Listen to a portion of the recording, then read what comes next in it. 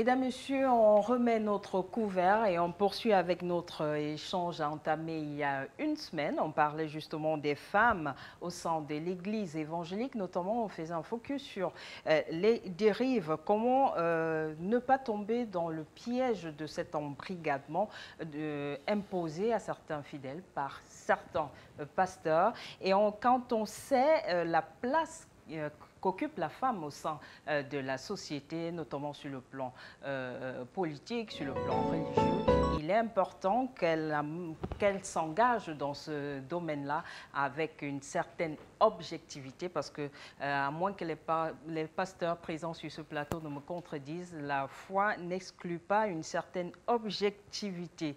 Donc, nous abordons la deuxième partie de notre échange et nous avons le plaisir d'accueillir pour cette autre rendez-vous révérende, c'est bien révérende Geneviève Ngono. Bienvenue. Merci. Grâce à votre parcours et votre témoignage, nous allons comprendre davantage les pièges au sein de l'Église évangélique. Et il faut préciser que c'est un piège qui ne concerne pas tous les pasteurs. Et malheureusement, dans tous les secteurs d'activité, on ne peut pas faire sans des brebis galeuses. Maintenant, comment les éviter? C'est l'objet de notre émission. Nous accueillons également avec beaucoup de plaisir Pasteur Jacques, qu'on ne présente plus. Nous avons entamé le débat avec vous. Bienvenue. Merci, madame. C'est pareil pour Mireille Grassambon, productrice, animatrice, et vous avez compris, elle chante. Pour ceux qui ont suivi la dernière émission, on avait eu le plaisir de vivre un moment de grâce où vous adorez le gospel. Oui, bien sûr. J'aime le gospel, j'y suis depuis une trentaine d'années déjà, donc c'est ma vie aussi, entre autres. Merci encore. On va poursuivre notre échange directement en donnant la parole à Pasteur Jacques et en se posant la question de savoir est-ce que la vie de chrétien est compatible avec une vie en société normale? Je vous remercie pour la parole. Déjà, il faut dire que nous ne pouvons pas dissocier la vie chrétienne de la société. Ce n'est pas possible. Mais on entend régulièrement dire c'est les mondains, les chrétiens, les mondains. Est-ce qu'on fonctionne véritablement comme ça? Est-ce qu'on peut dissocier? Écoutez, quand la Bible parle de monde, parce que quand vous parlez de mondain, le monde, il faut expliquer ici pour que les gens comprennent que quand on parle de monde dans la Bible, le monde a deux sens. Le premier sens que le monde épouse, c'est le sens qui confirme que le chrétien n'est pas du monde. Quand la Bible dit que le chrétien n'est pas du monde, on parle du système du monde. Son système, ça veut dire que, par exemple, aujourd'hui, on sait que pour gravir certains échelons dans certaines entreprises, il y a des pratiques. Voilà, c'est ça le système du monde. Voilà, ce système-là, le chrétien n'en fait pas partie. Maintenant, il y a l'autre monde, qui est le monde cosmos. Auquel on appartient tous. Auquel nous appartenons tous. Et ce monde cosmos-là n'est pas le chrétien. Le chrétien est celui qui est censé, n'est-ce pas, dominer ce monde-là. C'est pour ça que dans Genèse 1, 26, il est bien écrit, n'est-ce pas, il est bien marqué que... créons l'homme à notre image, et n'est-ce pas, selon notre ressemblance, et qu'il domine.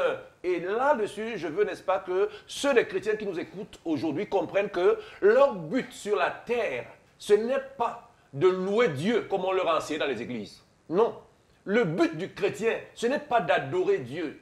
C'est pourquoi vous allez voir, il y a des chansons aujourd'hui dans les églises. Je vis pour t'adorer, le privilège. C'est-à-dire que beaucoup de chrétiens pensent que leur but sur la terre, Dieu les a envoyés sur la terre pour adorer Dieu. Je dis non. Le but est bien défini dans Genèse 1, 26, qu'il domine sur la terre. Nous sommes sur la terre en tant que chrétiens pour dominer. Dieu nous a envoyés pour que nous assujettissions ce monde. Alors nous ne pouvons pas dissocier le monde, n'est-ce pas, de la chrétienté. Mireille, c'est un message qui sonne certainement justement sera perçu par certaines femmes qui ont cette manie-là de s'installer carrément à l'église au détriment de leur famille. C'est-à-dire, elles ont une vie religieuse tellement prenante.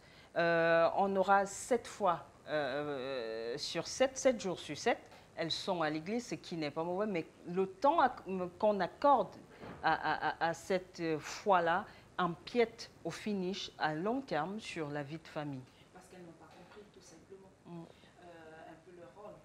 Quand on est à l'église, il faut dire, hein, d'abord notre vie chrétienne, c'est quoi? Ça commence par quoi? C'est d'abord Dieu le Père. Dieu est le numéro 1 de notre vie. Après Dieu, quand je parle de Dieu, là, ça veut dire ma relation personnelle avec Dieu. Après Dieu, c'est mon époux ou mon épouse. Après mon épouse, c'est mes enfants. Ça veut dire, comprenez un peu, voyez un peu Oui. le truc. Après mes enfants. C'est dire l'échelle de priorité. L'échelle, ça fait justement, c'est par priorité. La priorité, c'est d'abord notre relation personnelle avec Dieu. Et notre relation personnelle avec Dieu découle de tous les enseignements que nous recevons.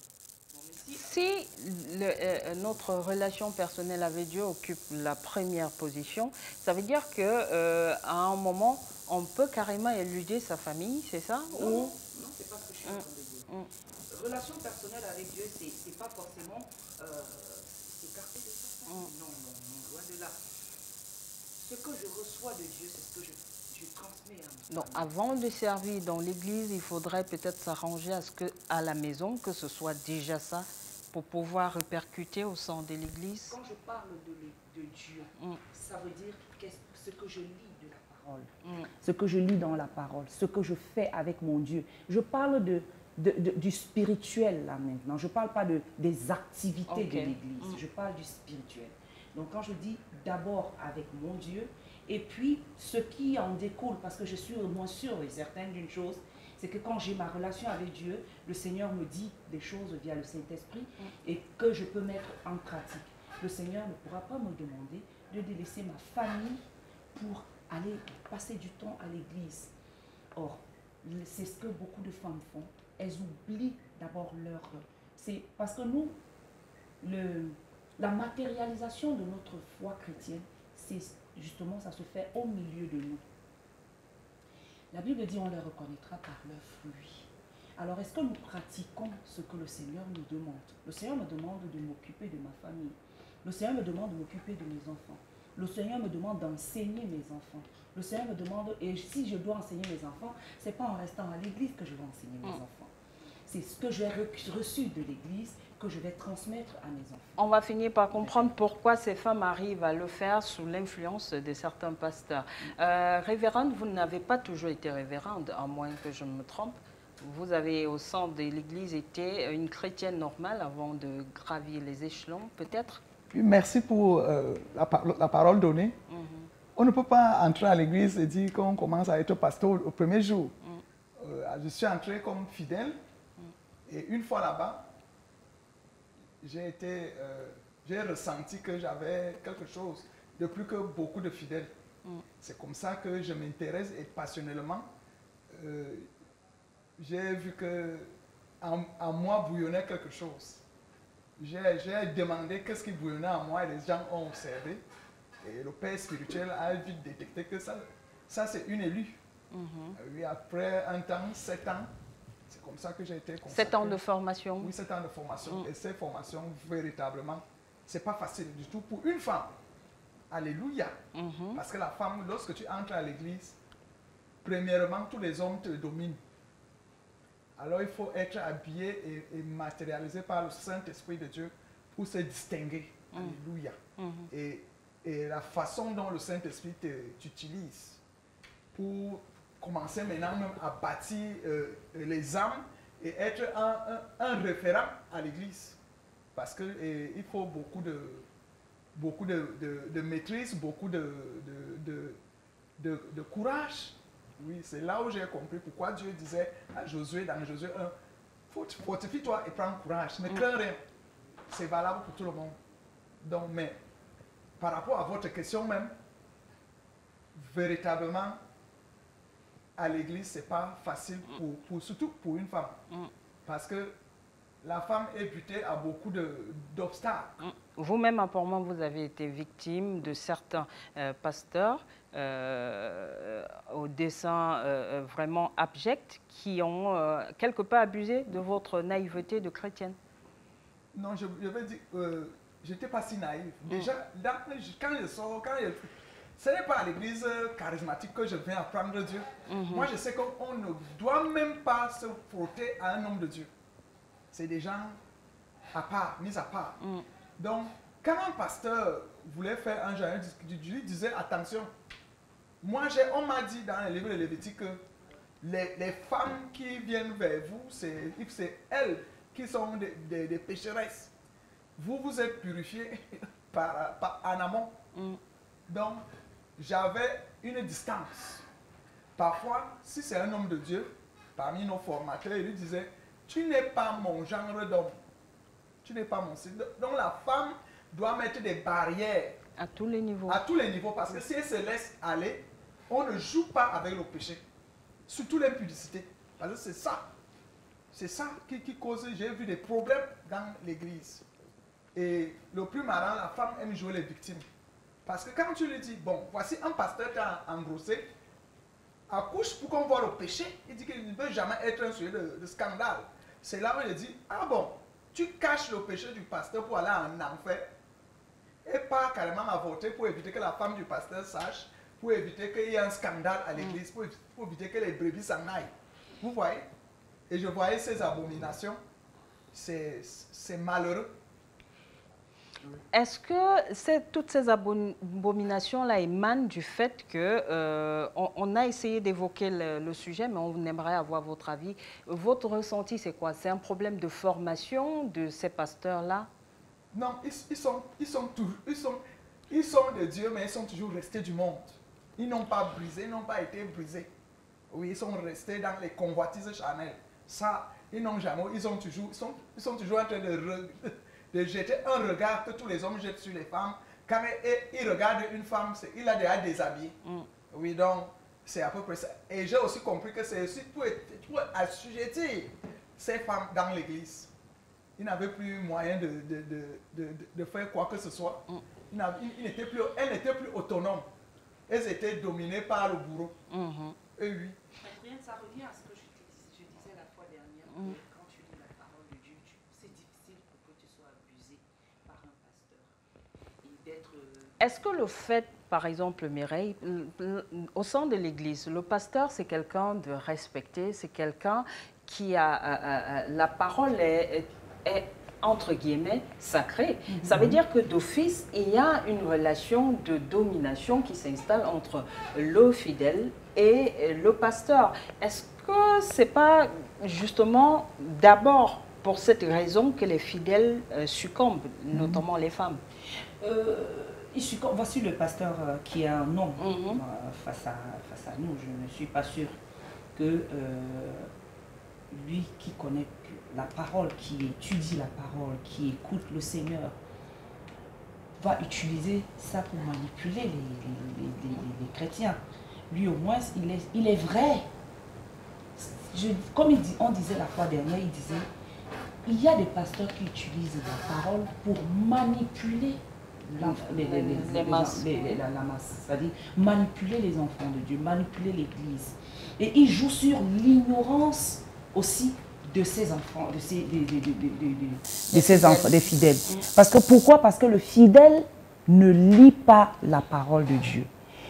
Si je me base sur ce qu'elle dit, je prends ce qu'elle dit, oui, la révérende, elle au moins, elle disait stop. Il y a d'autres qui ne le font pas parce qu'ils estiment que c'est Dieu. Et quand on dit, tu vas passer de lundi à l'église, mon frère, attends un peu, tu vas aller rester de lundi, tu travailles quand? Tu vas manger quoi? Alors que là, on dit, tu mangeras à la sueur de ton front. Hein? Le Seigneur bénira l'œuvre de tes mains. S'il y a autant de nuits de prière, autant de... Tu n'es pas obligé d'assister à toutes les nuits de prière. C'est pour cette raison qu'il faut avoir un calendrier. C'est-à-dire, on ne doit pas suffoquer les chrétiens en même temps. suffoquer le chrétien avec plein de programmes au point où ils ne sont plus rentables chez eux. Au contraire, on devrait amener les chrétiens à être plus rentables chez eux. Les pasteurs gagneraient à amener les enfants de Dieu à mieux s'édifier, à mieux faire des choses pour pouvoir être rentables dans leur entourage. En Europe, vous n'allez pas voir les pasteurs, je dis toujours, il est là. Vous n'allez pas voir les gens être à l'église 24 heures sur 24.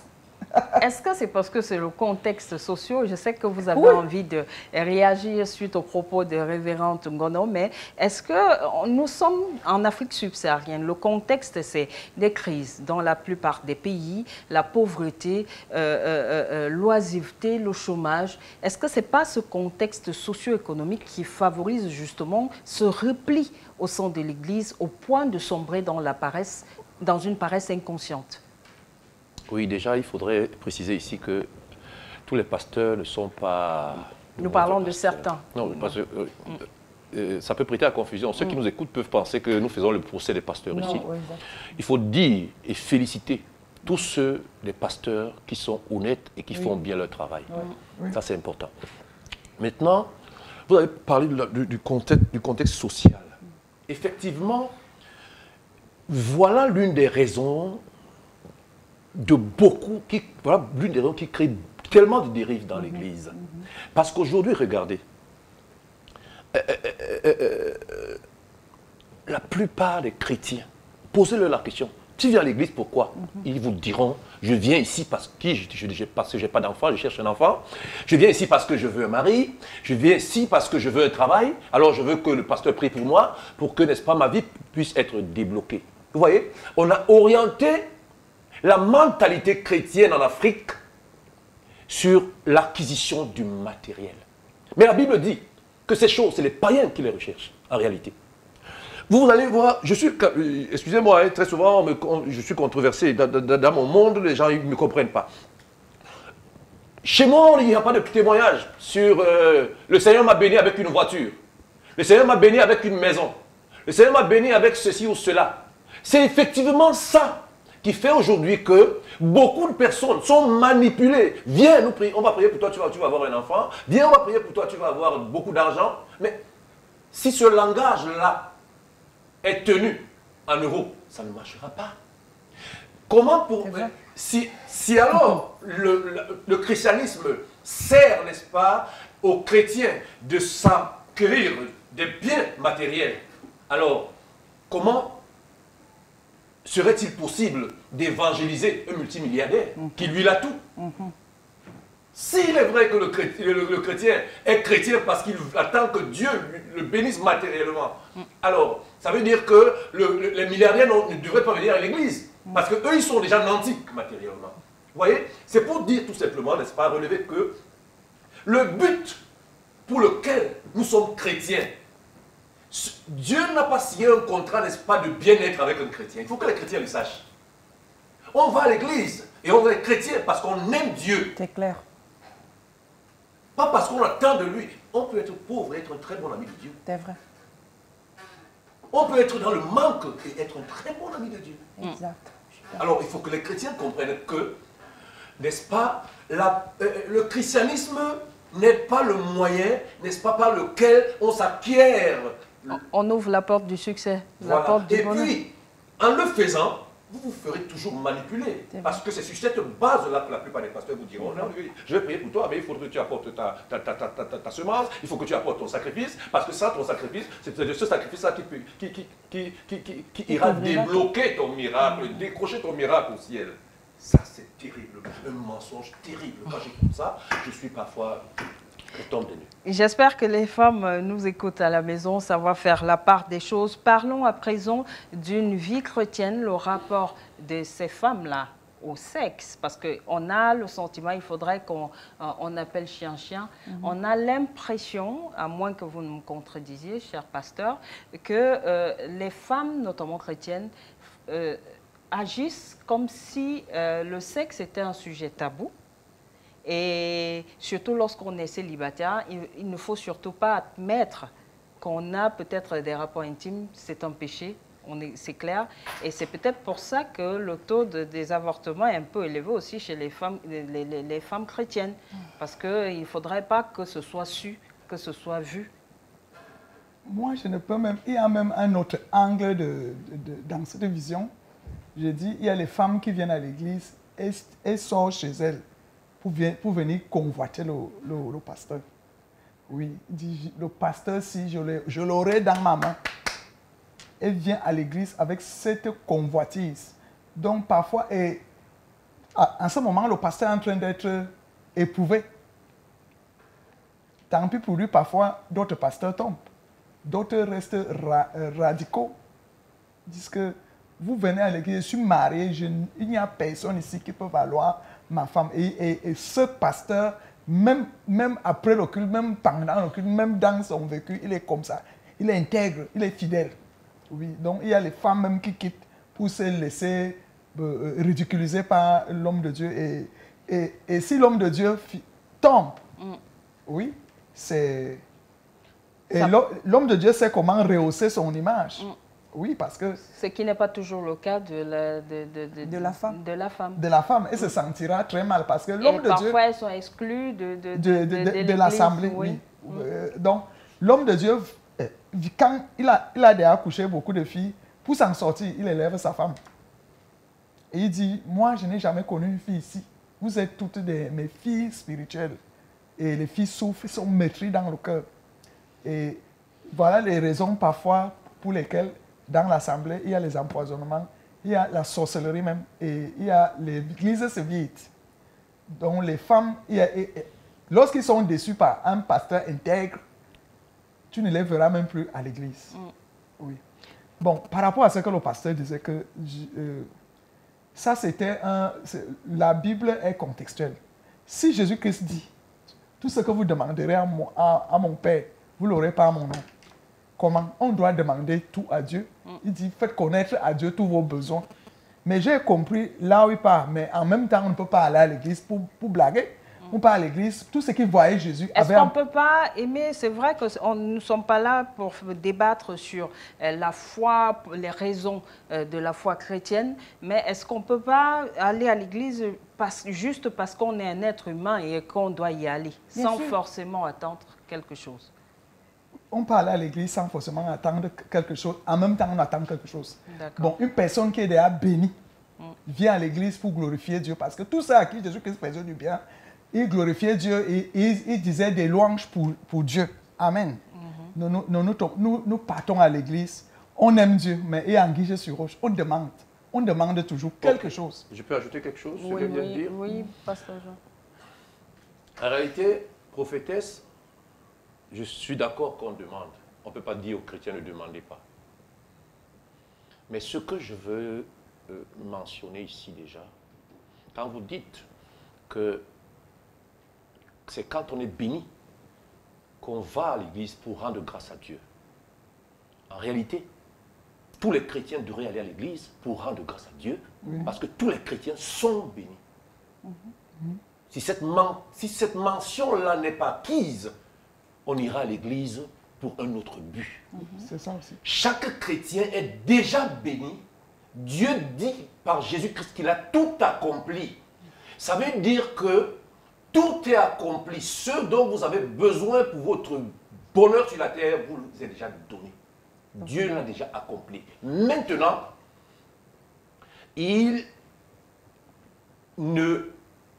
n'appartient qu'à vous de manifester ces choses-là. Mais Dieu vous les a déjà données. Il a dit, vous êtes bénis de toutes sortes de bénédictions dans l'Église en Christ. Ça veut dire que quoi? Le chrétien qui est né de nouveau et qui habite en lui le Saint-Esprit, c'est tout ce dont nous avons besoin, le Saint-Esprit, pas autre chose. Si j'ai le Saint-Esprit, alors j'ai tout. C'est comme si que vous demandiez à quelqu'un de vous produire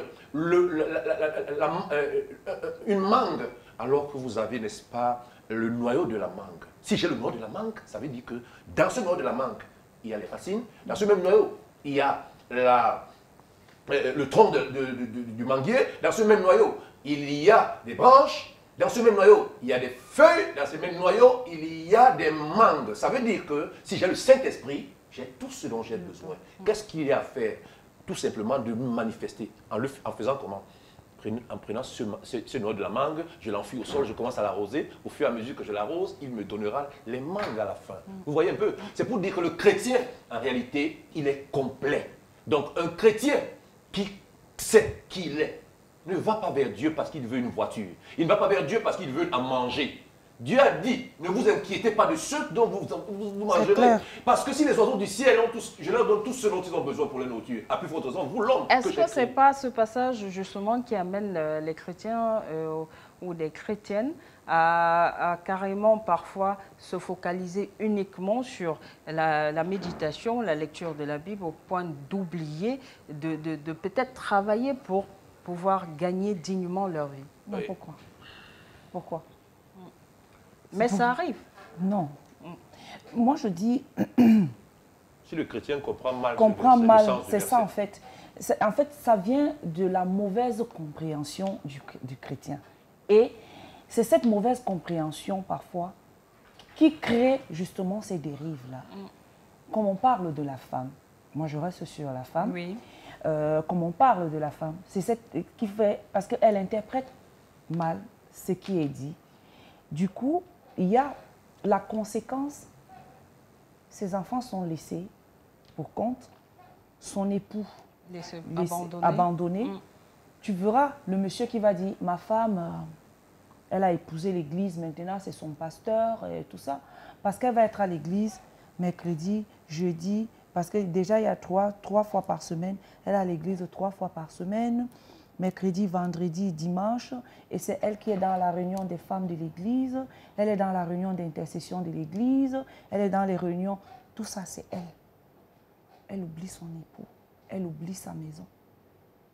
Et c'est là où le danger, je crois que peut-être, je ne fais pas un procès des pasteurs ici, Dieu m'en... Révérende, à ce genre de femmes super ou bien extra engagées, super engagées dans l'église, vous répondez quoi? Vous dites quoi?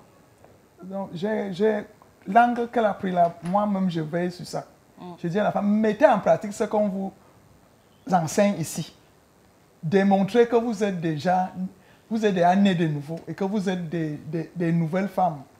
Celles-là qui peuvent appeler leur époux mon Seigneur. Oui. Parce que je crée l'espace. Par exemple, dans mon assemblée, je fais culte chaque jour, sauf le samedi. Parce qu'à l'église catholique, il y a de bonnes choses là-bas. Qu'est-ce qu'on fait avec le temps? Sinon, si on fait 1 heure de culte, chaque soir, 1 heure. Alors ça libère les femmes. Déjà, vous ne pouvez pas rester à l'église. Vous convoitez ici. Je ne suis pas une tombeuse de brebis. Pour les hommes qui viennent rentrer. Vous voulez murmurer avec le pasteur comment? Donc j'essaie de manager afin qu'il y ait l'espace de Dieu qui est priorité. Il faut donner la dîme du temps à Dieu. Tu vois, à l'église catholique, par exemple, on fait le culte chaque matin. Et nous, moi, le Saint-Esprit m'en a révélé, dit, qu'est-ce que vous faites avec tout ce temps? Vous regardez la télé, vous faites quoi?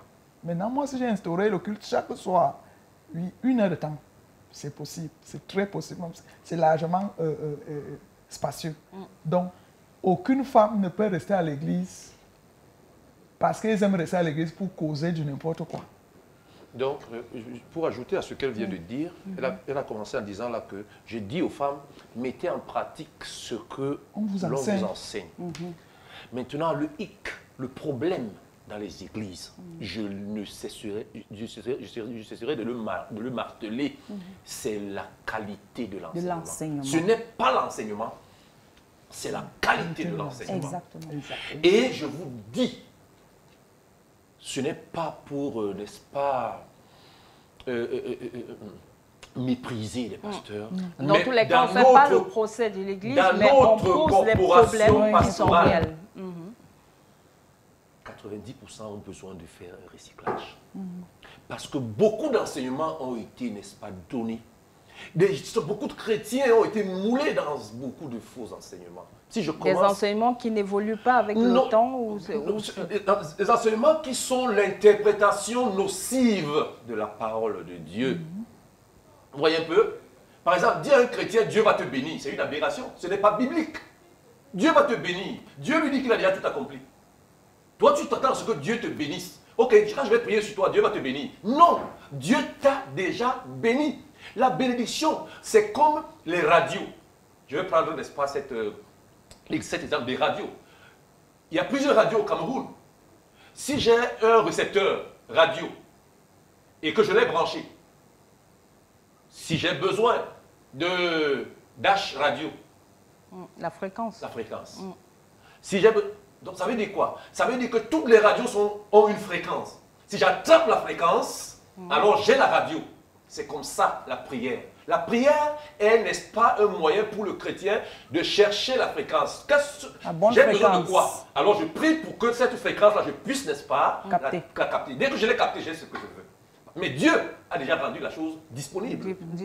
Il reste aux chrétiens de matérialiser. Il faut matérialiser justement la parole. Et le moyen que nous avons pour matérialiser ces choses-là, c'est la prière. C'est clair. Aujourd'hui, parlons de ces filles célibataires jusqu'à parfois 40, 45 ans, sans enfants, parce que chrétiennes, elles se sont fermées. Et le réveil est parfois brutal. C'est aussi cette réalité-là au sein de ces églises évangéliques. Oui, c'est une réalité qui est difficile à intégrer. Aujourd'hui, beaucoup de chrétiennes et de chrétiens, beaucoup de pasteurs refusent ce débat. Mais c'est un débat qui, à mon sens, devrait être mis sur la table. Tout comme le débat de la sexualité dans l'Église. Parce que, qu'on ne se mente pas, les chrétiens sont sexuellement aigris pour la plupart. C'est vrai. C'est la vérité. Beaucoup de chrétiens envient même leurs voisins païens au quartier. Ouais. Mais comme nous sommes hypocrites, parce que le lieu où il y a la bonne sorcellerie, c'est dans les églises. Comme le Révérend disait. Donc, comme nous sommes hypocrites, très souvent, nous n'affrontons pas ce que nous sommes. Et je dis souvent aux gens, Dieu ne va pas te fouetter. Dieu n'est plus là pour te fouetter par rapport à ce que, au fait que tu as écorché une partie de la parole de Dieu. Jésus-Christ est venu parce que Dieu s'est rendu compte que l'homme par sa propre force ne pourra pas. Alors il a fait un travail qui est de porter sur lui tous nos péchés. Je n'en vois pas les chrétiens ici, n'est-ce pas? Voilà. Mais je dis une chose, soyons réalistes. Toi qui m'écoutes, qui es chrétienne et qui a 40, 45 ans, je suis sûr que pendant que tu m'écoutes, tu regrettes, il y a un regret. Et tu penses certainement que si j'avais su, peut-être même que j'aurais pu faire mes enfants, que je serais plus heureuse aujourd'hui. C'est pourquoi je dis, ces sujets doivent être mis sur la table pour que le chrétien, finalement, vive sa vie. Jésus-Christ est venu nous libérer pour la liberté. Nous sommes libres par Jésus-Christ. Et j'ai souvent l'habitude de le dire. Ça, c'est aussi un autre sujet de controverse. Un chrétien ne pêche pas. C'est biblique. Avant cet autre sujet, Révérende, est-ce que vous abondez dans le même sens que Pasteur Jacques avec vos fidèles qui sont célibataires, un âge avancé? Est-ce que vous pouvez tenir ce type de discours? Oui, parce que le plus souvent, moi j'ai évangélisé les prostituées qui ont changé de vie. Je leur enseigne qu'en naissant de nouveau, ils deviennent des vierges en Christ.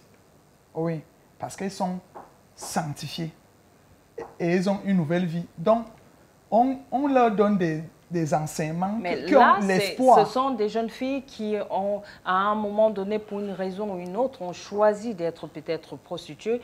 Peut-être certaines ne l'ont pas choisi, mais la vie faisant, chemin faisant, elles sont arrivées à ce stade-là. Maintenant, parlons de ces chrétiennes qui sont au sein des églises et qui, ma foi, après peut-être 20, 30 ans de vie chrétienne, se rendent compte qu'elles sont seules, pas d'enfants, 45 ans. Qu'est-ce que vous faisiez entre-temps? Je croyais en Dieu. Dans ce sens, ça ne manque pas dans les églises. Mais véritablement, comme le pasteur a dit, c'est l'enseignement. Oui. Oui, on veut la sanctification à l'église, on veut tendre vers la sainteté, mais pas pour autant. Parce que ces filles-là, elles sont hypocrites. Elles avortent en sourdine. Merci. Elles sauvent leur image aux yeux du monde, des juges du monde. Elles ne sont pas vraies avec Dieu. Oui, et parfois même, mais parfois dans la même église, celles qui tombent enceintes, en allant, si on peut dire, en ricochet, péché, elles, on les excommunie. Bon. Parce qu'ils souillent l'église. Vous voyez? Et on ne les aide pas. Donc, il y a un problème d'enseignement. Où est le mal entre garder une grossesse ou bien tuer le bébé? Et leur dit, si vous tuez le bébé, faites aussi le programme des obsèques. Il y a un problème. Et quand on parle d'enseignement, il ne faut pas voir. Ça part de nous, les pasteurs. Hein. Nous, les pasteurs, qui disons, n'est-ce pas, toi, la fille qui conçoit dans cette église hors mariage, ton enfant est banni. Toi-même, tu es banni. Et ton enfant ne peut pas être. On ne peut pas consacrer ton enfant dans cette église. C'est un enfant du péché. Du péché. Ça, c'est un. C'est un discours qui est tenu. C'est un discours qui est tenu dans beaucoup d'églises et qui est un discours très, très grave. C'est pourquoi, pour tous ceux des filles, des femmes qui me regardent, des filles qui me regardent et qui sont passées par ce genre de choses, je leur dis ce soir, ma fille, toi qui m'écoutes, je veux que tu, à partir d'aujourd'hui, sois toi-même, vis ta vie comme tu la ressens. Parce que Jésus-Christ t'a libéré pour que tu sois heureuse. Dieu veut te voir heureuse. Il veut te voir, n'est-ce pas, te sentir, il veut te savoir bien. Parce qu'il n'a pour toi que des projets de bonheur. C'est clair. Alors, assume ta vie. Si tu as une sexualité, même si elle est cachée, assume-la, ma fille. C'est clair. Ne va pas avorter parce que le pasteur a dit, je vais te rejeter de cette église. S'il te rejette, demande mon numéro. Apporte-moi cet enfant-là. Si tu n'as pas d'argent, viens, nous allons t'aider à l'élever. Et si, quand tu vas l'accoucher, nous allons le consacrer au nom de Jésus-Christ. Parce que ton enfant, c'est l'enfant de Jésus-Christ. C'est clair. Amen. C'est la créature de Dieu. Donc beaucoup, la sexualité aujourd'hui à l'église est devenue un sujet tabou. Hein. Adrienne, donc on ne va pas se mentir. Et je peux comprendre la rage du pasteur ici. Parce que moi-même si, qui parle là aujourd'hui, même l'éducation sexuelle, on n'apprend pas à l'église. Or, avec tout ce qu'on voit aujourd'hui, l'église... Lorsque l'église démissionne, les autres vont se charger Exactement, de procéder. Justement, il faudrait qu'on éduque la jeune fille au sexe à l'église. On prépare la jeune fille au mariage. On prépare la jeune fille à la vie du dehors. Parce que, imaginez un enfant qui a grandi dans la vie, qui a été seulement sa vie, n'a été qu'à l'église avec ses parents, à l'école, et puis faire l'école, etc. J'en connais qui ont avorté. Parce qu'il ne fallait pas en cachette, il ne fallait pas que les parents soient au courant. J'en connais parce que justement, il ne fallait pas qu'on sache à l'église qu'elle est... Surtout qu'elle est présentée à l'église comme un modèle. Un modèle, oui. etc. À un moment donné, arrêtons de nous mentir. Il faut assumer les grossesses que vous portez. Il faut assumer votre vie sexuelle que vous faites. Assumez-la tout simplement. Il y a des gens qui font le viens on reste. Ils sont là dans les couples. Il y a dans certains religions, on dit qu'ils doivent se séparer avant de revenir pour se marier. Le pasteur, une autre aberration. Une autre aberration. C'est-à-dire, séparez-vous comme vous êtes venus à l'église. Pourtant, ils ont vécu au moins 5-10 ans ensemble. Après, on leur demande que non, c'est le péché. Séparez-vous. Et lorsqu'ils se séparent, c'est pour mieux se marier ou c'est pour séparation? On estime. Parce qu'on leur fait croire que quand ils étaient ton dans le mariage péché. sera, n'est-ce pas, connu, quand tu respecteras toutes les étapes de dot et tout ça là, et que tu seras béni à l'église, alors ton mariage aura un sens. Moi, je dis toujours vraiment, nous devons arrêter, n'est-ce pas, un certain nombre. Je n'en veux pas certains pasteurs parce que parfois aussi nous sommes aussi parfois ignorants. C'est pourquoi, n'est-ce pas, nous nous retrouvons parfois à donner des enseignements qui ne tiennent pas la route. En même temps, arrêtons de juger. C'est peut-être ça qui amène les gens là à se comporter ainsi. Quand vous demandez à une fille quand vous excommuniez un chrétien, c'est sur la base de quoi? Vraiment. Qui êtes-vous Vraiment. excommunier un chrétien? Dis donc. Un pasteur n'est qu'un panneau indicateur dans une église. Je suis le panneau indicateur, ça veut dire quoi? Dieu m'utilise pour que je t'enseigne, de manière à ce que tu marches dans ses voies. C'est ça mon rôle. Je n'ai pas le rôle de te juger. Parce qu'il a dit, ne jugez point. Ça concerne aussi les pasteurs. Attends, un pasteur juge un chrétien sur la base de quoi? Il a dit que si quelqu'un dit qu'il ne pêche pas, ça veut dire qu'il se ment à lui-même et il fait Dieu menteur. C'est par Jésus-Christ que nous sommes sauvés. C'est par Jésus-Christ que nous sommes saints. Alors je ne saurais, parce qu'une fille, une jeune fille a conçu dans une église, commencer, n'est-ce pas, à la traiter d'une certaine manière, la mettre de côté, parce que non, c'est même à ce moment-là qu'un pasteur qui a compris son rôle devrait l'encadrer pour l'encourager et lui dire, il n'y a pas de feu dans la maison, le Seigneur est avec toi. Que de l'enlever à la chorale, le service de l'église. Donc je dis même, Paul ne dit pas dans 1 Corinthiens 7 que si on constate que dans l'église, il y a des jeunes qui sont dans le couple, qu'on les laisse évoluer doucement et jusqu'à ce qu'on les enseigne jusqu'au mariage. Oui, Paul le dit. Sans imposer un mariage. Sans imposer un mariage. Ils sont en couple. Et on voit, il dit qu'ils ne se séparent pas. On les encadre jusqu'au mariage. Mais on ne peut pas aller publier qu'ils sont déjà en couple. Ne nous trompons pas. Non, là maintenant c'est un rôle. C'est au pasteur que vous êtes de procéder à cet encadrement-là. Nous sommes les éducateurs. Voilà. Parce que c'est un moment délicat dans la vie d'une jeune fille. Très délicat. Alors quand vous la mettez à part, quand vous la mettez de côté, mais vous êtes en train d'empirer sa situation. Ça passe même parfois par une humiliation publique. Parce Public, qu'en pleine assemblée, on vous dit, mettez-vous debout et vous avez péché. Vous venez vous confesser devant tout le monde. J'ai péché, j'ai fait ceci, j'ai fait ceci. Autant dans la même et après, assemblée, il y a des personnes qui ont... On vous met au fond de la salle parce qu'on estime, on vous excommunie. On vous met au fond de la salle, on détermine la durée de votre excommunication. Est-ce qu'on dit excommunication ou excommunion? Je ne sais pas. Excommunication. Voilà, et après, on dit c'est une durée de 3 mois et vous devez être là assidu à l'église. Entre-temps, le traumatisme. Oui. Et un beau jour, si tu te rebelles, tu vas comment? C'est pourquoi la plupart, Adrienne, allons dans la rue.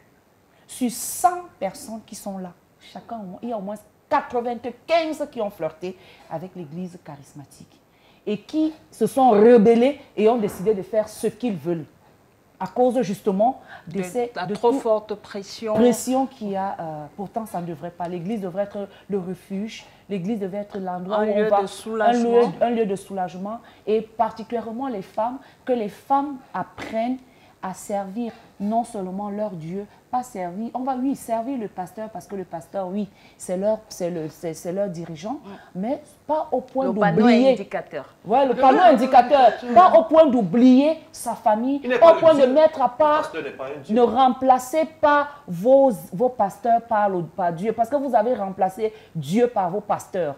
C'est pour ça que vous, aujourd'hui, votre pasteur est devenu votre Dieu. Et vous avez mis le véritable Dieu de côté. Raison pour laquelle vous vous retrouvez dans des situations où vous êtes en conflit avec tout le monde. On n'accepte pas votre foi. Or, si vous faites les choses comme elles se doivent, ce serait très bien. D'accord. Oui, je voulais ajouter qu'il est écrit que les femmes croyantes peuvent aller avec les non-croyants et les sanctifier. Le message est clair. À l'église, on dit, mariez-vous entre les frères. Comment? La fille de l'église peut aller chercher son homme dehors, oui, et la transformer. Encore que l'amour, les relations entre deux personnes, ça ne se commente pas. Ce n'est pas seulement à l'église qu'il y a l'homme, qu'il y a la femme. Voilà, c'est dit. Le temps passe tellement vite. Mesdames, Messieurs, merci d'avoir honoré notre plateau par votre présence.